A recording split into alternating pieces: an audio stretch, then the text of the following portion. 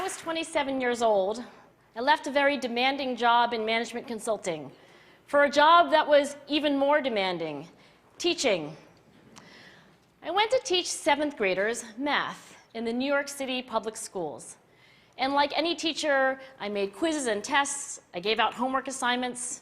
When the work came back, I calculated grades. What struck me was that IQ was not the only difference between my best and my worst students. Some of my strongest performers did not have stratospheric IQ scores. Some of my smartest kids weren't doing so well. And that got me thinking. The kinds of things you need to learn in 7th grade math, sure, they're hard. Ratios, decimals, the area of a parallelogram. But these concepts are not impossible. And I was firmly convinced that every one of my students could learn the material if they worked hard and long enough.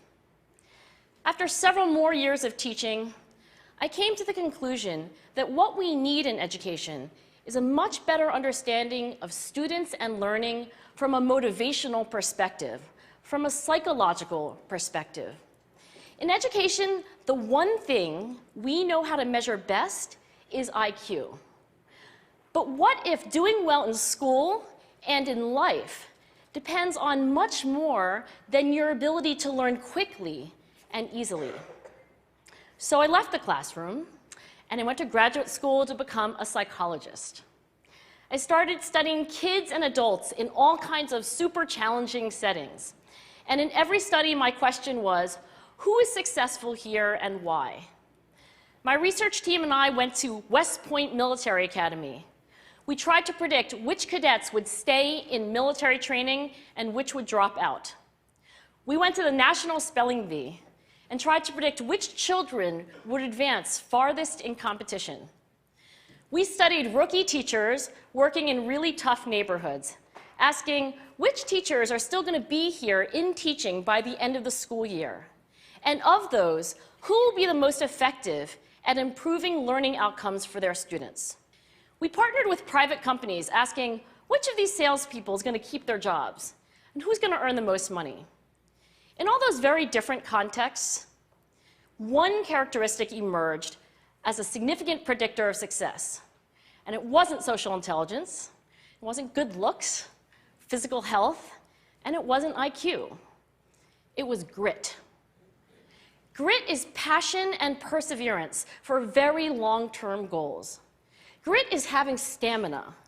Grit is sticking with your future, day in, day out, not just for the week, not just for the month, but for years, and working really hard to make that future a reality.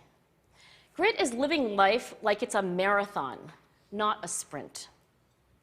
A few years ago, I started studying grit in the Chicago public schools. I asked thousands of high school juniors to take grit questionnaires, and then waited around more than a year to see who would graduate. Turns out that grittier kids were significantly more likely to graduate, even when I matched them on every characteristic I could measure, things like family income, standardized achievement test scores, even how safe kids felt when they were at school. So it's not just at West Point or the National Spelling Bee that grit matters, it's also in school, especially for kids at risk for dropping out. To me, the most shocking thing about grit is how little we know, how little science knows about building it. Every day, parents and teachers ask me, how do I build grit in kids? What do I do to teach kids a solid work ethic?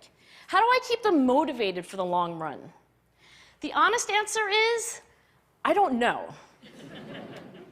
What I do know is that talent doesn't make you gritty. Our data show very clearly that there are many talented individuals who simply do not follow through on their commitments. In fact, in our data, grit is usually unrelated or even inversely related to measures of talent. So far, the best idea I've heard about building grit in kids is something called growth mindset. This is an idea developed at Stanford University by Carol Dweck, and it is the belief that the ability to learn is not fixed, that it can change with your effort. Dr. Dweck has shown that when kids read and learn about the brain and how it changes and grows in response to challenge, they're much more likely to persevere when they fail because they don't believe that failure is a permanent condition. So growth mindset is a great idea for building grit, but we need more. And that's where I'm going to end my remarks, because that's where we are. That's the work that stands before us. We need to take our best ideas, our strongest intuitions, and we need to test them.